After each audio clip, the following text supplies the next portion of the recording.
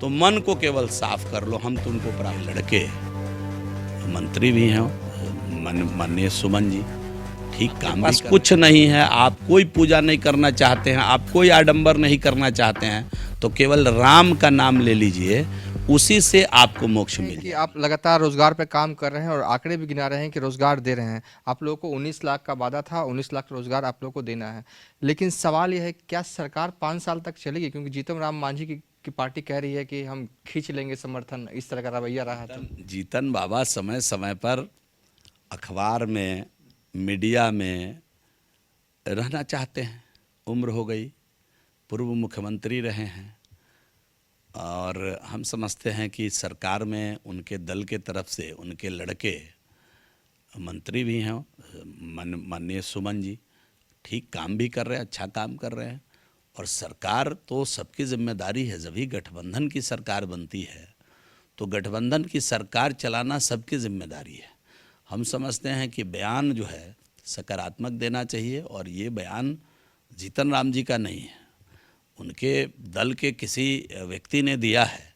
अब ये समझना है कि जीतन राम जी से पूछ कर दिया है या यूं ही दिया है, सुर्खियों में रहने के लिए दिया है, इन विषयों पर हम लोग नोटिस नहीं ले रहे हैं। हम लोग माननीय मुख्यमंत्री जी के नेतृत्व में बिहार के हित में, बिहार का भला हो, बिहार आगे बढ़े, बिहार विकास करे, बिहार विकसित राज्य में शामिल हो, इस दिशा में हम सभी मंत्री मिलकर के काम कर रहे हैं। पूरा बिहार काम कर रहा है, और हम लोगों की रुचि काम करने में है। हम लोगों की रुचि इस प्रकार की बयानबाजी में नहीं है। और मैं साफ कह दूं कि भारतीय जनता पार्टी वो सभी काम करेगी जो बिहार के हित में होगी, जो बिहार को आगे ले जाएगी, जो बिहार के विकास के रास्ते पर लाएगी। और हम समझते हैं कि एनडीए का भी निर्माण इसी काम के लिए हुआ था। एनडीए गठबंधन बना ही था देश स्तर पर और राज्य स्तर पर, कि देश कैसे आगे बढ़ेगा, राज्य कैसे आगे बढ़ेगा। इसलिए इस गठबंधन को कमज़ोर करने के लिए इस प्रकार के बयान सार्वजनिक तौर पर देने की आवश्यकता गठबंधन में रह के गठबंधन के साथियों के लिए उचित नहीं है।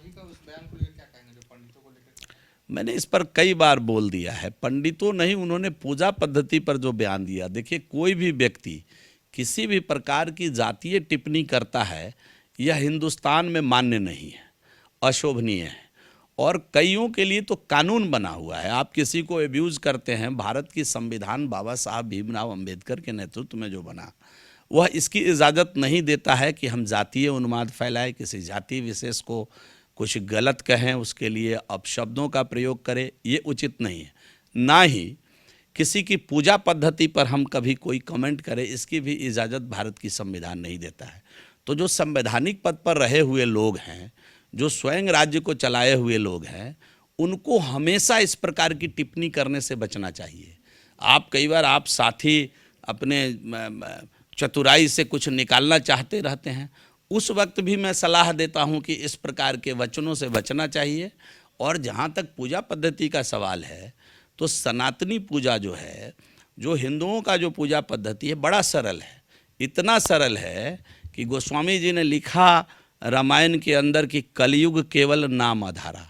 आपके पास कुछ नहीं है, आप कोई पूजा नहीं करना चाहते हैं, आप कोई आडंबर नहीं करना चाहते हैं, तो केवल राम का नाम ले लीजिए, उसी से आपको मोक्ष मिल जाएगी। अब इससे सरल क्या पूजा होगी? तो कभी हम सत्यनारायण भगवान की पूजा पर कमेंट कर दें, कभी हम राम भगवान की पूजा पर कमेंट कर दें, कहीं शिव की पूजा पर कमेंट कर दें। यही तो सनातनी व्यवस्था है। इसमें इतनी फ्रीडम है पूजा करने का, इतनी स्वतंत्रता है पूजा करने का, कि अपने अपने व्यवस्था के हिसाब से हम अपने देवियों को पूज कर हम मोक्ष की तरफ बढ़ते हैं।